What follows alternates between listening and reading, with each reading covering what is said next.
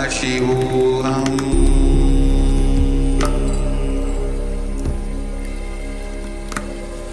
Om Nithyananda Paramashivoham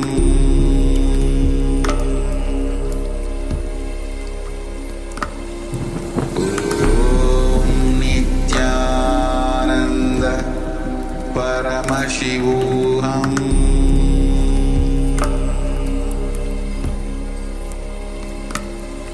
Om Nithyananda Paramashivoham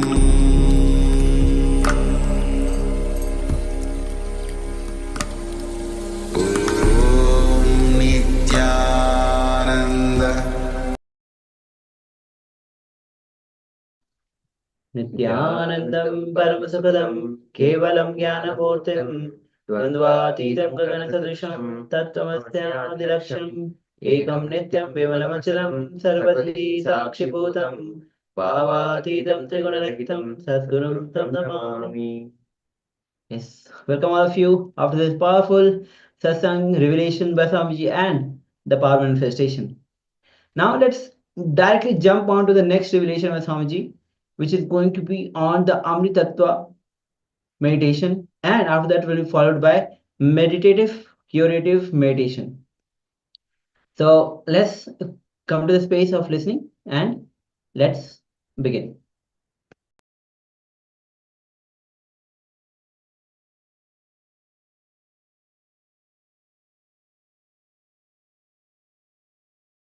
Now we are working on the Amrita Tattva, means that coolness, energy of coolness. Please do not change any instruction when you practice. Without changing instruction, any meditation you can practice in this whole. But please do not change an instruction and do not alter, do not do any masala. No two meditation techniques at a time.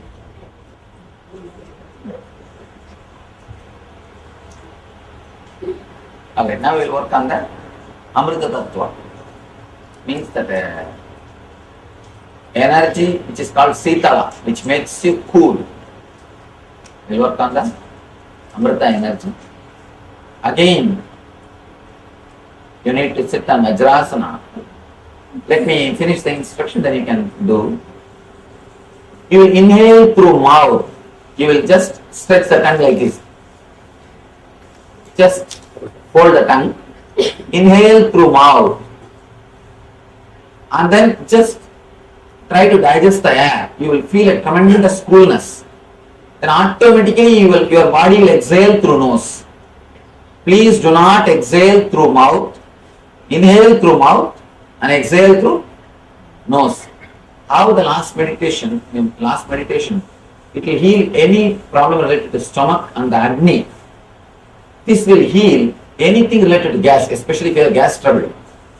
Any problem related to gas will be completely healed by this meditation. It will completely heal it. If you try your best to avoid this masala stuff, eating masala stuff, it will always lead to gas trouble. If at all you go to some feast and eat, at least for 1 or 2 days do this meditation. Your stomach will be clean. Your stomach will be clean. Please understand. Inhale through mouth. Just swallow the whole air. Automatically your body will exhale through nose. Do not exhale through mouth. And do not try to exhale. Automatically your body will exhale. Just for a few minutes do this. You will have a tremendous coolness inside your system. After this, you will do meditation which connects both. But it will lead you to much more intense level. But you will not be able to do directly that unless you practice these two separately. Please.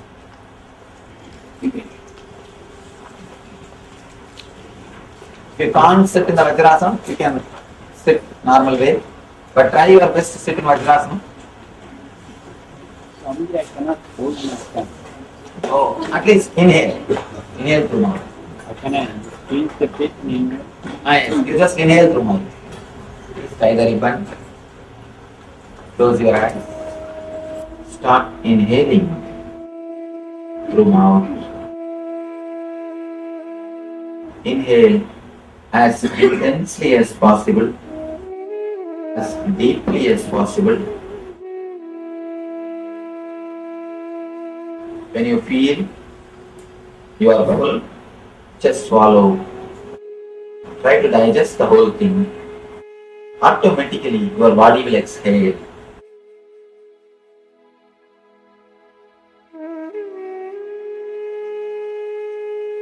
Please do not exhale through mouth. Your body will exhale by itself.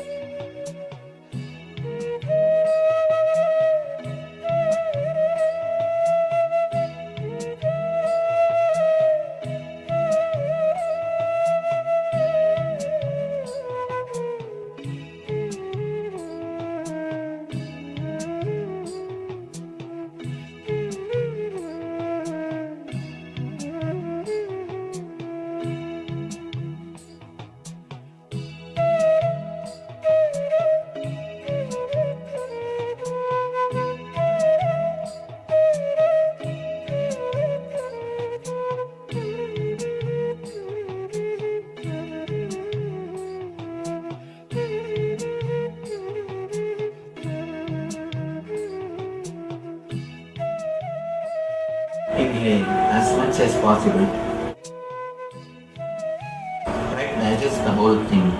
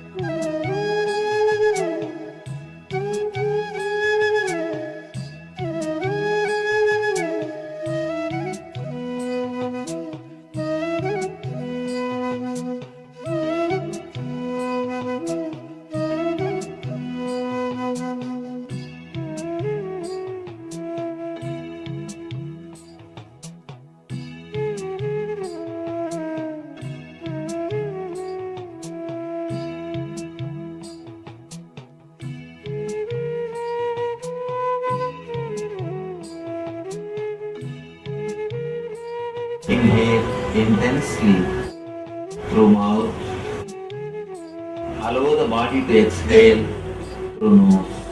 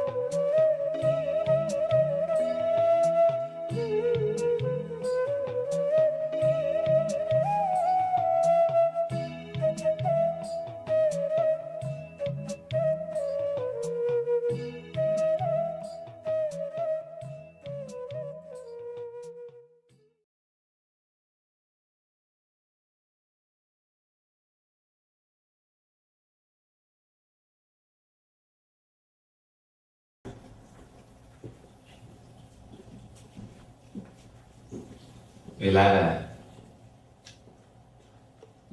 small discussion, more than a discourse, it will be like a discussion on the subject meditation, preventive and curative. How meditation cures the illnesses and prevents the illnesses, physical and mental. I'll try to give you a few information, then you can put any questions you want. I'll try to respond to the questions. Hope you are able to follow my accent.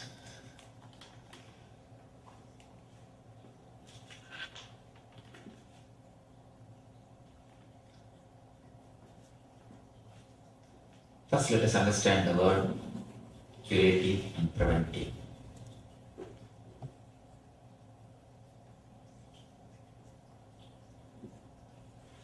We all give so much of emphasis, we put so much of our effort, we spend all our money, energy,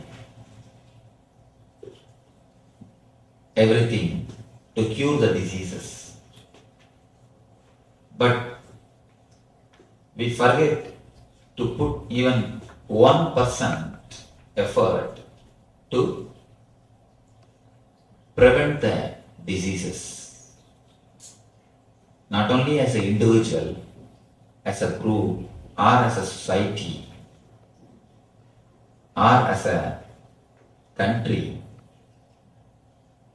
We open so many hospitals. All the governments of the world, they spend so much of time, energy, money in curing the diseases. But somehow I do not know, they don't believe in preventing the diseases.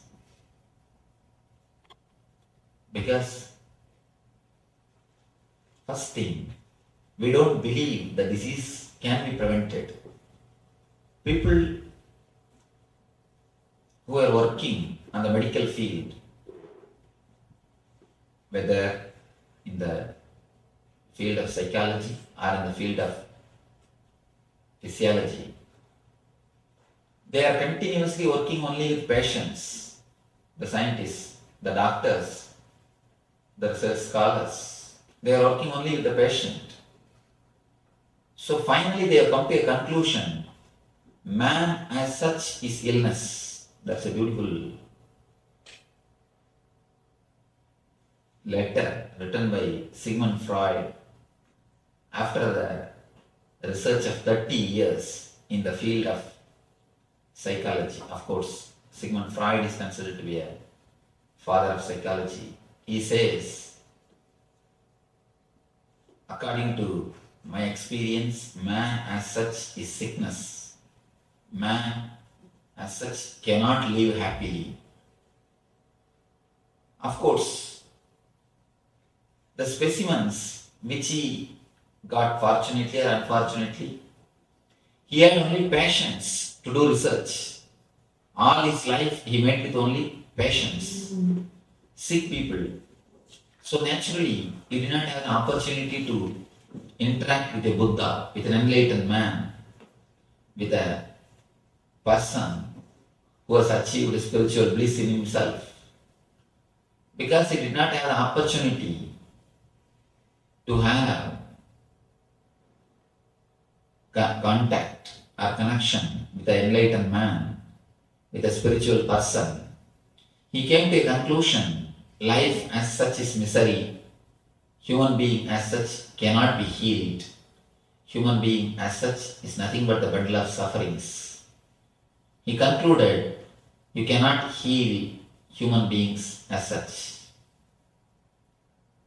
But Eastern mystics, the rishis, declare Amritasya Putraha, human beings as such, human beings by nature are the embodiment of immortality.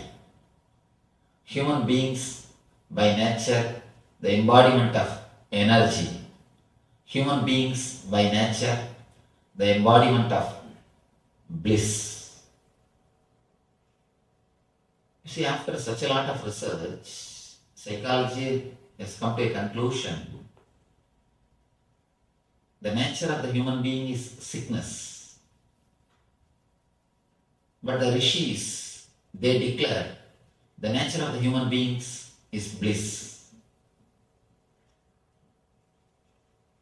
Of course, which point of view you take up, based on that, your whole life will be changed.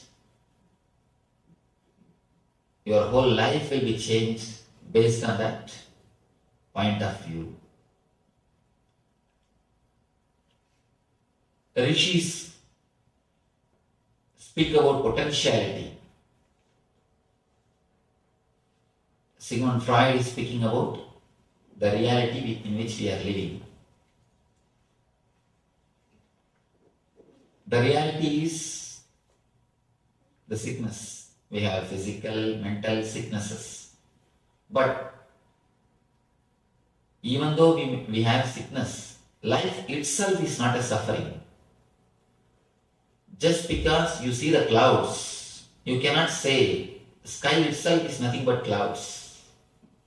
There is some space beyond the clouds which we call pure sky. There is a space in which sun shines, the silence, the beauty, the bliss prevails beyond the sky. Just because you see clouds from here, you cannot say sky is nothing but clouds. So rishis say, declare, any disease is nothing but a cloud in your body, in your mind. Just like clouds, this also will pass, this also will move. We work intensely to cure once we fall sick. But somehow we don't try to prevent. Because when you are healthy, you take your body for granted. You take your health for granted. When you are healthy, you don't even remember your body. The definition of health is, if you are able to forget your boundary, you are healthy. If you are able to forget your body, you are healthy. There's a beautiful saying in Taoism, when the shoe fits, leg is forgotten. When the belt fits, belly is forgotten. When the chain fits, neck is forgotten. You forget. If you are healthy, you forget your whole body. You don't remember your body. You don't remember your boundary. You don't think that I should do something to maintain my health. One more thing. We always think no diseaseness as a health. If you are not going to any hospital, if you are not taking any medicine, if you are able to manage your day-to-day routine without any medication, you think you are healthy. But according to me, the definition for health is a positive well-beingness. It is not only no diseaseness. No diseaseness is only one part of health. There is something more to health than simple no diseaseness. The positive well-being. Positive well-being more than no diseaseness is what I call health. Life. If you look at the life from the point of view of the masters, ancient masters, the rishis, they say it is just to be lived in a blissful way. They say Anandam Brahma Navyajanat. There is a quotation in Sanskrit. It means existence is bliss. Don't waste it by missing it. Existence is the very existence. Your very life, your very breathing, your very living in this body is bliss. They say the body is filled with nectar, with bliss. The very life is bliss. And then they advise, please don't waste it by not enjoying it, by not experiencing it.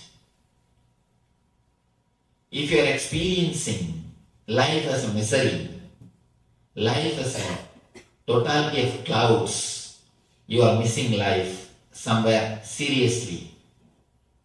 You are sick somewhere very seriously. If you are feeling life is a suffering, then be very clear, you are missing the life somewhere very seriously. Only when you feel life is a great blessing, only when you feel life is a great energy, life is an overflow of energy, you are living it. Existence is bliss. You cannot exist without bliss, because anything in the world can exist only when it has got the feeling that it is going to have some bliss or it is having some bliss. Even the early morning, when you get up, if you remember somebody who gives you inspiration, or if you remember some joy, some pleasure which gives you inspiration, only then you will even think of getting up from the bed. Otherwise, what will you think? Oh, let us lie down. Let us have a little more time.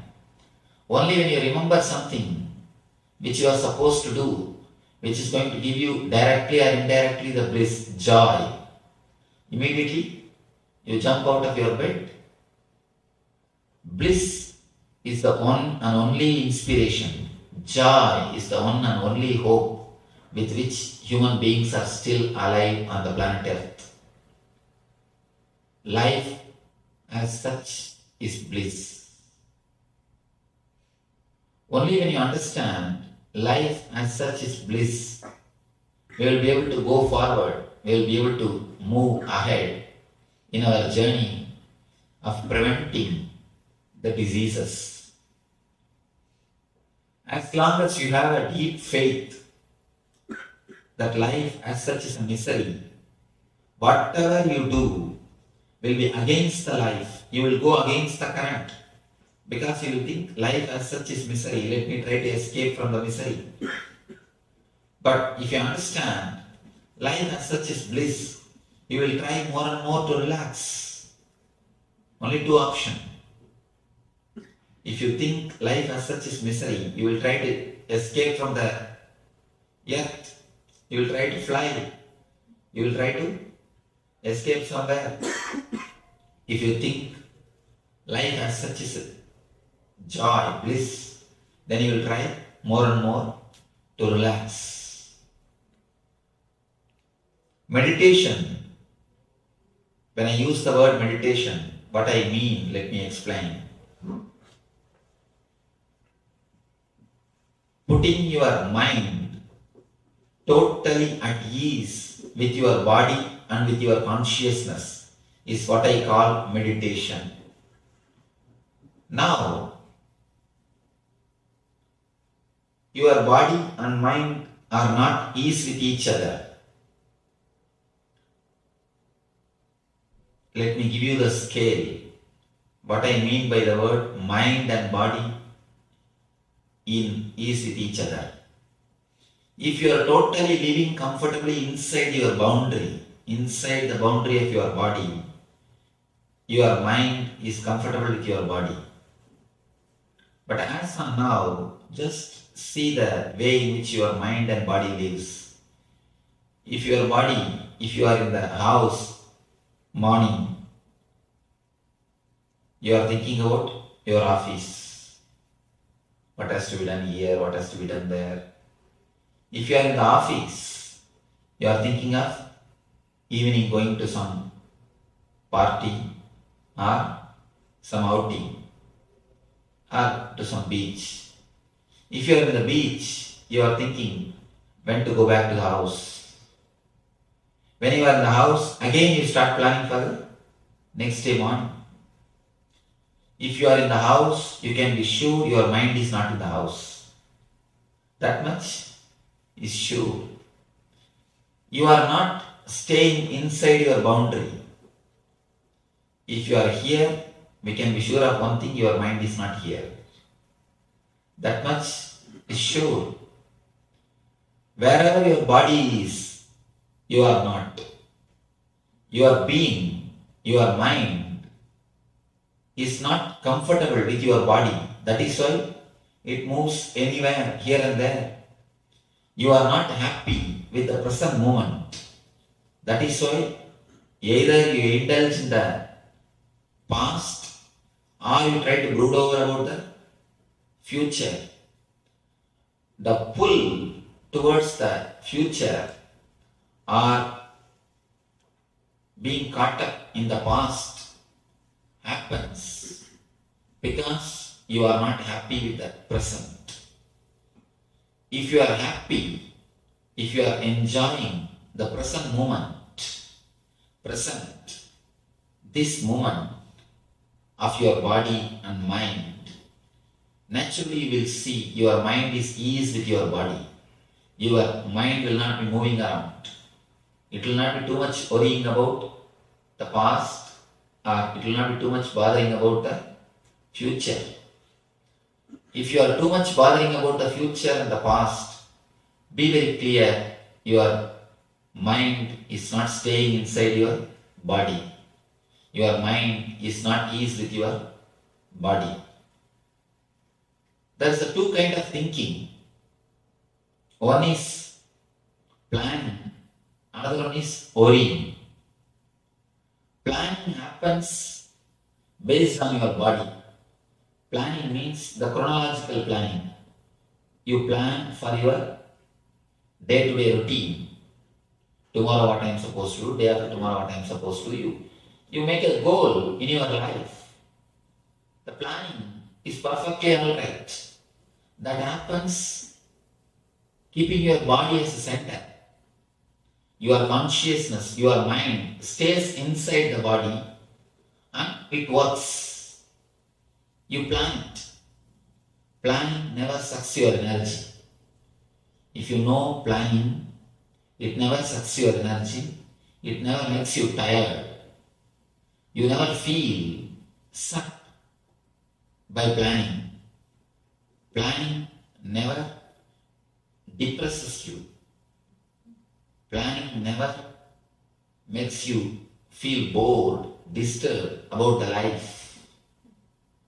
It just continuously gives you energy. I tell you, the people who do the planning in the field of construction or in the field of machineries, they feel a tremendous satisfaction. They feel deep satisfaction of creating something. A proper planning is creativity. One more thing. Only God can create. If you are creating, you are experiencing godliness for that few moments.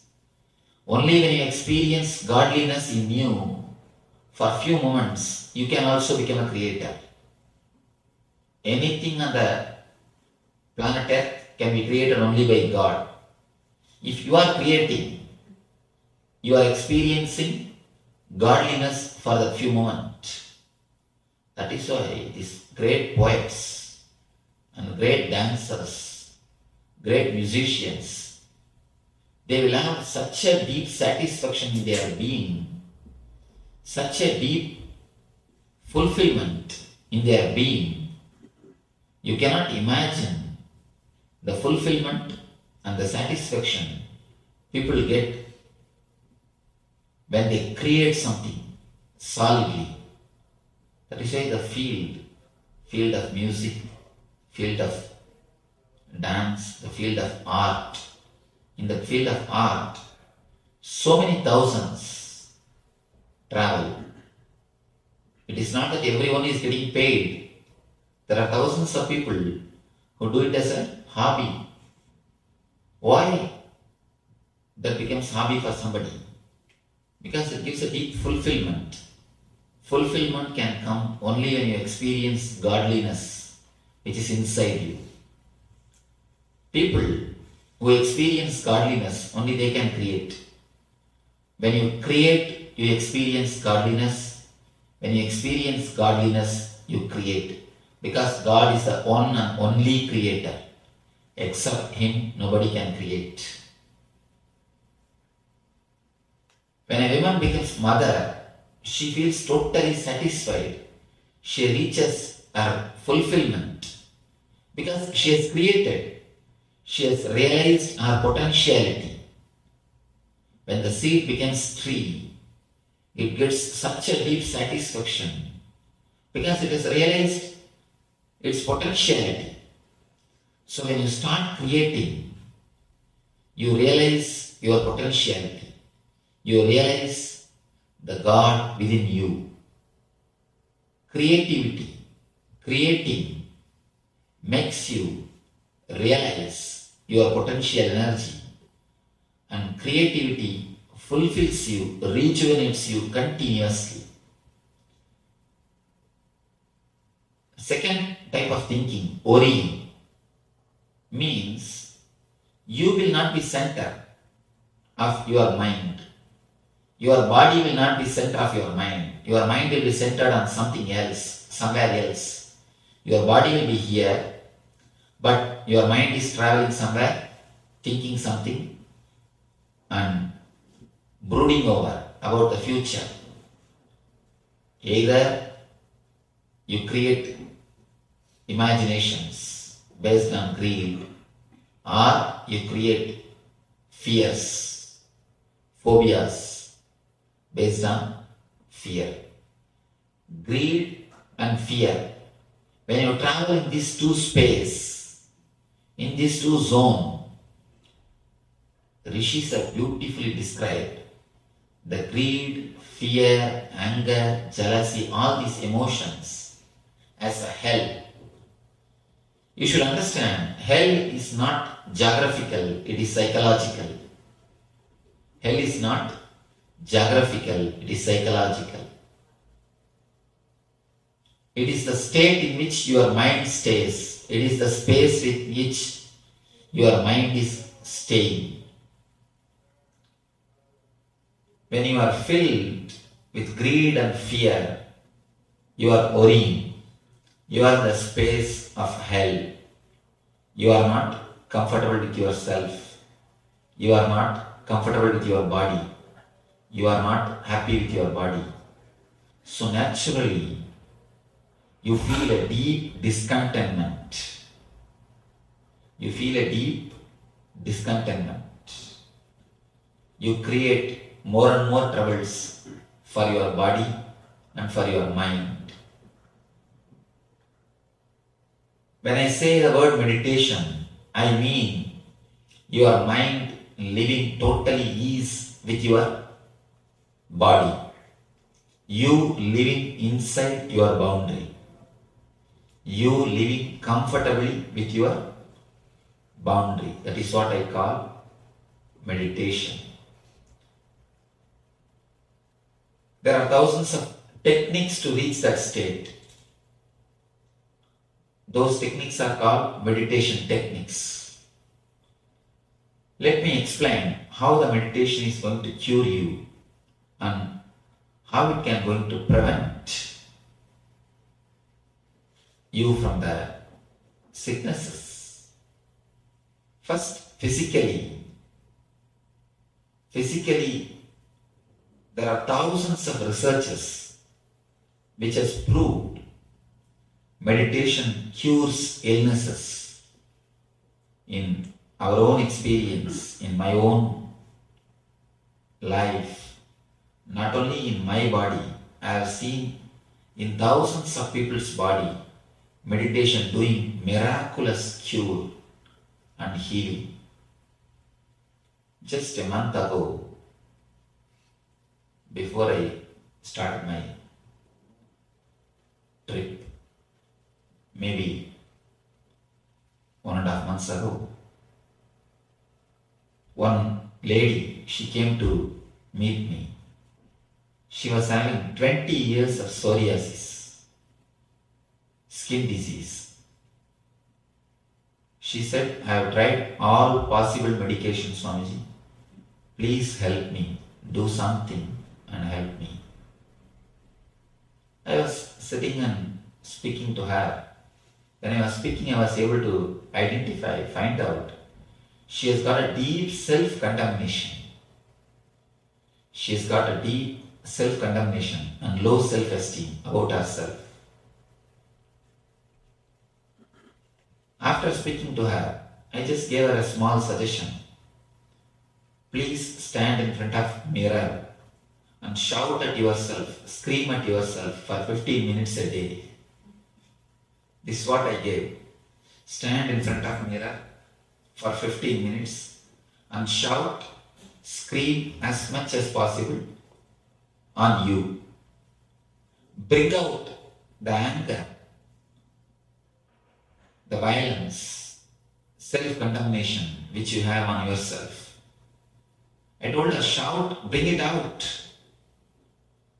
express it, vomit it out, finish it off. Of course, naturally she said, no, how can I do all these things? I am already in depression and disturbed mood.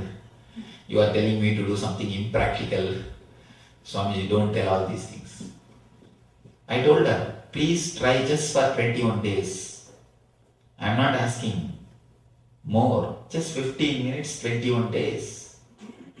You are suffering 20 years. Why not give me 20 days? She said, all right, I'll try.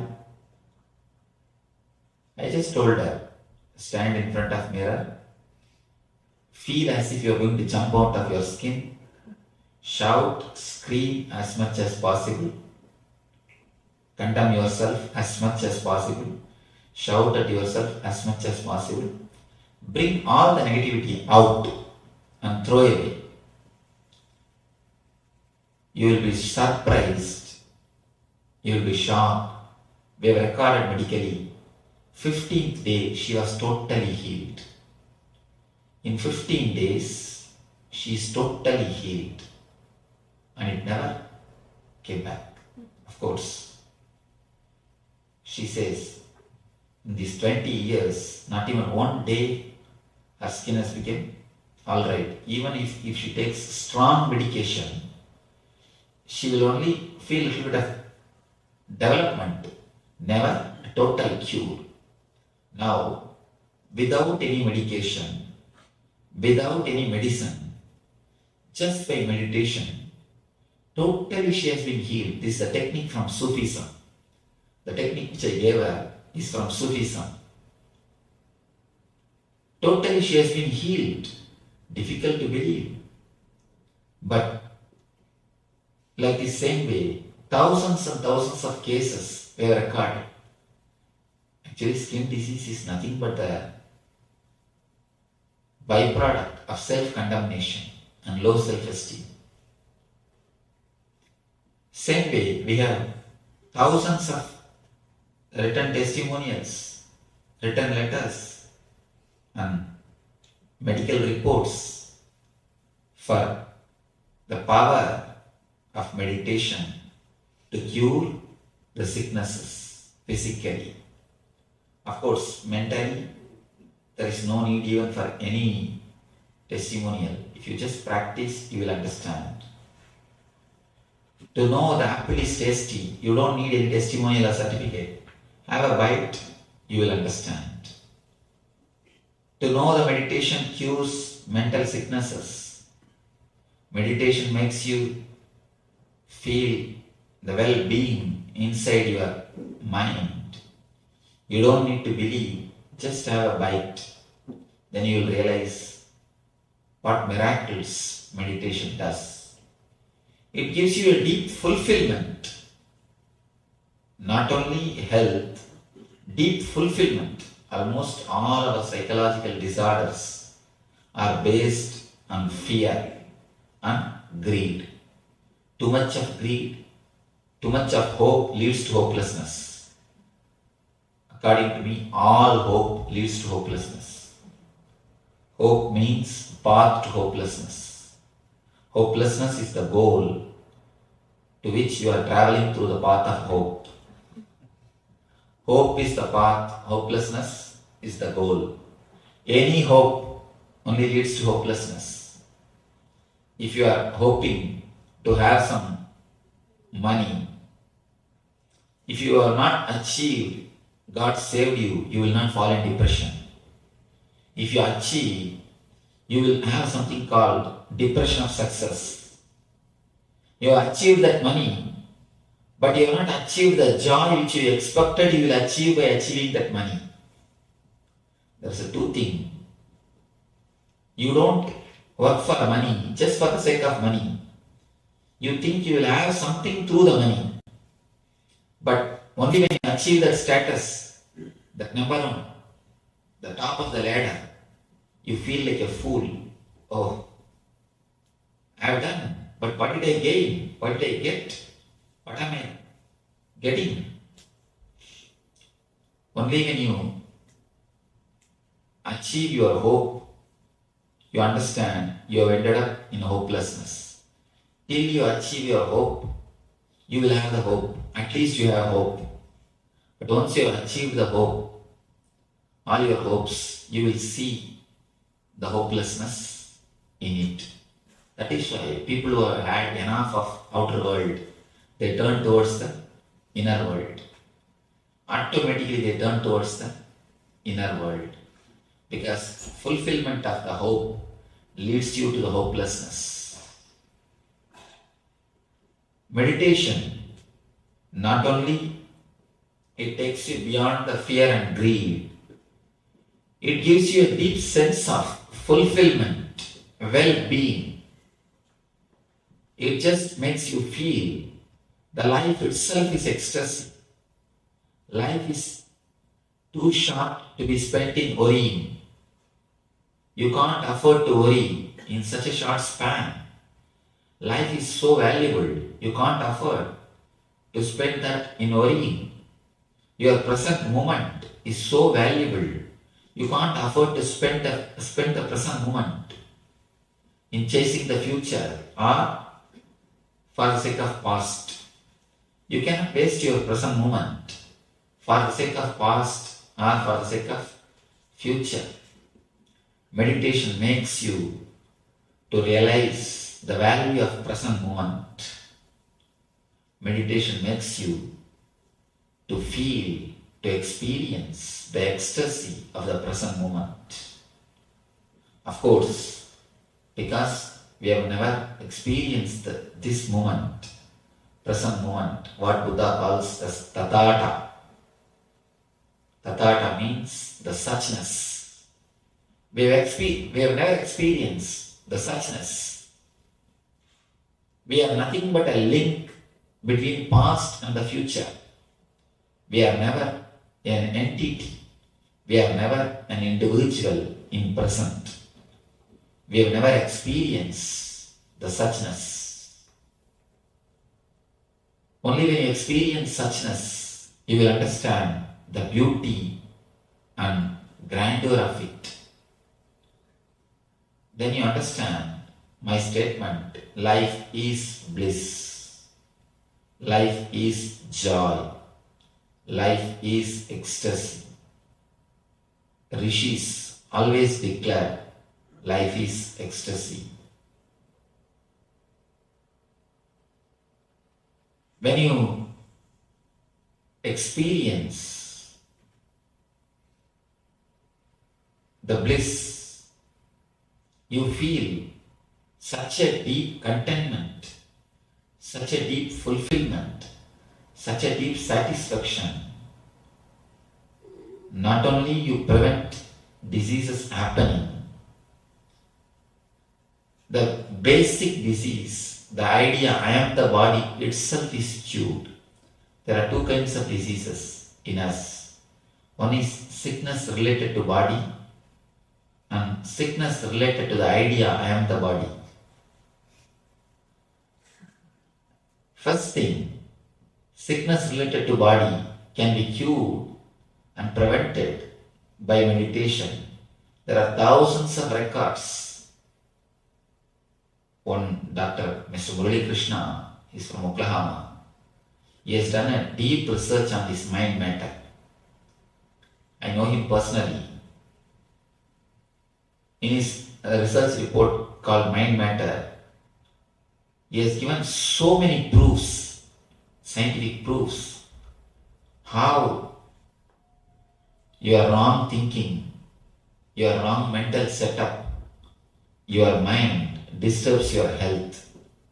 He says, in the moments of anger and violence, and in the moments of vengeance, you have 220% more chances for heart attack. So many research scholars, so many doctors prove the mind over the matter, the mind over the body. What miracles, what power your mind has got over your body. If you look little deep, there is no such thing as mind and body exists. There is only one thing called mind-body. There is only one thing, mind-body. One end of your being is body, the other end of your being is mind. What you experience is mind, what you express is body. Expression of the mind is body. Experience of the body is mind. It is the same thing. This end is body, outer end is body, inner end is mind. There is no two separate things, body and mind. There is only one thing, body, mind, that's all. So when you know how to handle your mind, it does miracles on your body, on your health, to cure and to prevent. Above all, ultimately, the ultimate disease, idea I am the body, will also be cured.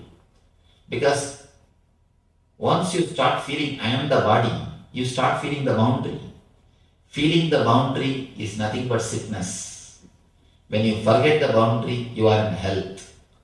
When you are totally healthy, you don't walk, you just feel like flying. In Zen Buddhism, they say if somebody walks, he cannot be Buddha. Buddha floats. Means don't think he'll be flying, literally. It more means not a physical flying, it's a being which floats. When you are really healthy, when you are really blissful, when you are in ecstasy, you don't walk, you just float.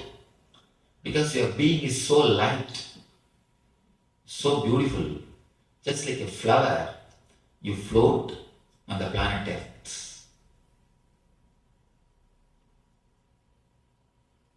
Normally, all the societies, all the communities, all the governments, they work to cure the people, but they never work to prevent the diseases.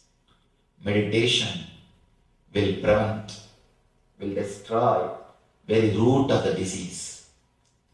Actually, people want sick people so that they can serve. I have seen many missionaries. I used to ask the people, the voluntary organizations, the missionaries, you are spending so much of your money in curing. Why don't you spend a little bit on preventing? They said, no, Swamiji, then our business will be gone. What can we do if the diseases are prevented? We need people to save. We need people to cure. So first they should fall sick. Only then we can cure them, we can help them. So it is the interest of the society. They wanted people to fall sick because they will have the opportunity to cure. That is the reason so many voluntary institutions, so many social service groups, they work to cure, but they never work towards the prevention. Meditation is a wonderful technique to prevent, because it never allows any suppression, any repression in your system. It continuously rejuvenates you and cleanses you out of, it cleanses your whole being. Continuous cleaning process of suppression and repression rejuvenates you and keeps you away from the disease and keeps you in a total well-being. Let you take up a little bit of meditation. If time permits, we will have a small technique. Let you take up some meditation technique as a part of your life, not only to cure, but to prevent the illnesses and reach the bliss. Nithyananda. Thank you. If you have any questions, because whatever I said is more or less like a hypothesis. If you have anything, you are welcome to question. Yes. You say bliss, and I have a little translation. I reach for that definition. If I have to ask, maybe I don't know. But describe bliss to me in your words. Bliss. Bliss. I can describe in two ways. One is not feeling caged, bound. Swatantra means the freedom. Second, feeling blessed to have this body. You have a deep feeling that divine has blessed you. The existence has blessed you by your life. The very life is a blessing. The very life is a bliss. Somebody, a small story. One young man, unemployed, poor, went to the church and started praying to God. Oh God, please help me, have mercy on me. Somehow give me $100. I'll be able to manage my 1 week. Within a week, I'll find out my job, then I will give you the donation. First $100, please help me. Of course, priest heard the prayer. He really felt sympathetic towards that boy. And priest thought, after all, poor boy, let me try to help him. He put $50 in a cover, went near him and handed over the cover and told, "Oh, my son, God has told me to hand over this cover to you. Please have it." The boy rushed to his place, opened the cover and saw $50. Immediately he started praying to God. "Oh God, next time when you send money, please send directly." The priest has taken off of his commission. Please don't send through the priest. You see, the boy is looking what is missing, not what is given. He feels life is a suffering. even when he gains, even when he gets something, he is not able to enjoy the life. So when the attitude is set in that way, if your mind is set for that, whatever you gain, finally you make the same comment like that boy. Oh God, next time send directly, don't send through priest. One person came and told me, Swamiji, you say life is bliss, but I have lost my diamond ring. What do you say about it? I am suffering. I told him, fool, feel that you have a finger. You have not lost your finger. Enjoy. Feel the joy and bliss that you are alive. Every moment is just a pure gift from existence. Can you earn your life? You can earn everything to live. But can you earn the life itself? No, not even a single breath. It is a pure gift from existence. Feeling blessed for having this body and life. First thing, not feeling bound, not feeling caged, feeling a tremendous freedom, inner freedom. Next thing, feeling blessed to have this life itself. These are the two feelings, I call it as bliss. These two put together and something more than these two, what I call bliss. In Sanskrit there is a word ananda. I broke that word ananda and gave you the meaning. Means feeling of blessedness, ashirvada. Nanda means a feeling of freedom, unboundedness.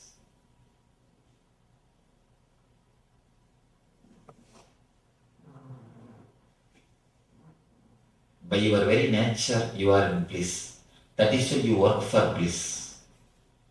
See, if you get a headache, you try all your best to come out of headache. Why? You know your nature is not headache. Your nature is headachelessness. So you work towards it. If your very nature is a headache, will you work to come out of headache? You will not even know that there is some period called headachelessness. You will just be in the headache. Now you work for headachelessness because you know that is your nature. So you want to go back to your nature. That's why you work intensely to come out of the headache. You take some pill, you take some medicine, you take some rest, you do something to come out of the headache. Same way, you know for sure in your heart of heart, you know bliss is your nature. That is why you work towards it. You work for it. You strive for it as a nature. Whether you search through meditation or you search through the outworld, money, anything, it is only search for bliss. Search for money is also nothing but search for bliss. You want to expand your boundary. If you have more money, you have more choices. You have more choice. You can choose this or that. That is the reason you want more money. More money means you have more freedom. Your boundary is big. So the expansion of boundary, the more freedom is what you search even through money. Money as well as the meditation. Both is nothing but the path to the bliss. If you go through money, you try through the outer world. If you go through meditation, you try through the inner world. Both are nothing but the techniques which you try to the bliss. But the problem is, money gives you choices between sufferings, that's all. You can choose this suffering or that suffering, that's all. But meditation puts you in choicelessness, which is ultimate bliss. Choicelessness is the ultimate bliss. Money gives you choice between sufferings. Meditation gives you choicelessness, which is bliss itself.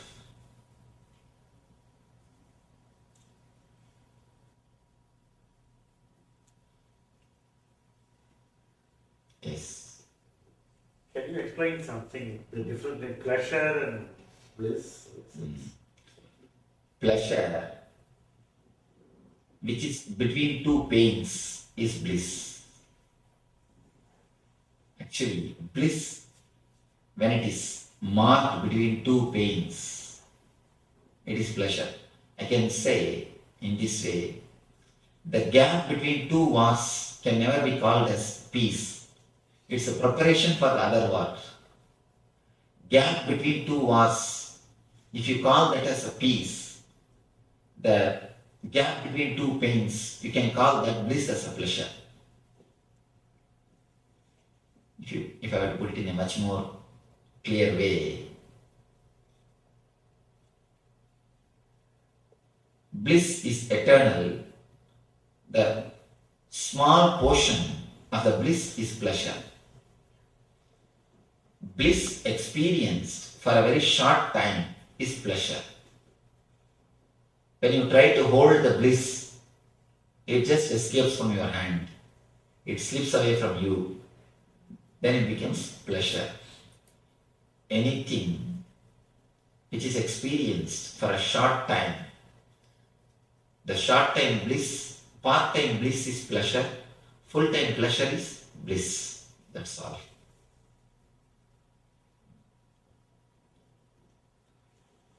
That's why we greet the people, pleasure to meet you. Not that-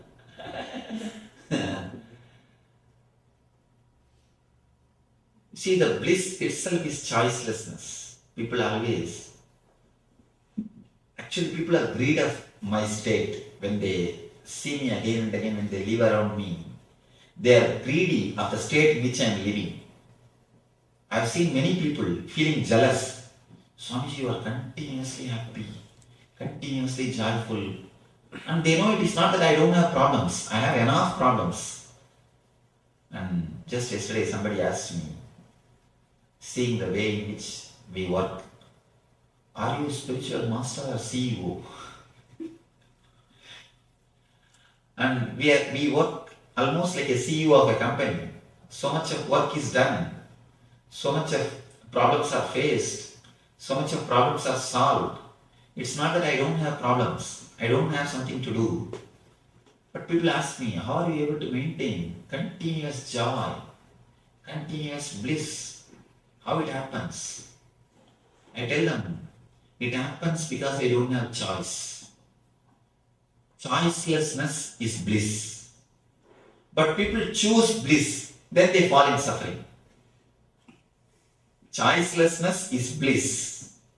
But when you choose choicelessness, again you are trapped. You are in the trap. You try to work for choicelessness. I tell you, drop the idea to choose or to be in choicelessness. Drop even choice towards choicelessness. Then you will see bliss happening to you. Bliss is like a breeze. You cannot make it happen. You can only open the door to let the breeze in. You can only let the breeze in by opening the door. You cannot make the breeze happen to you. Bliss is like a breeze. You cannot make the bliss to happen. You can only create a space in which bliss can happen. So, if you open the door, the breeze will be in. So, drop the choice between choice and choicelessness. Then you will see bliss happening to you.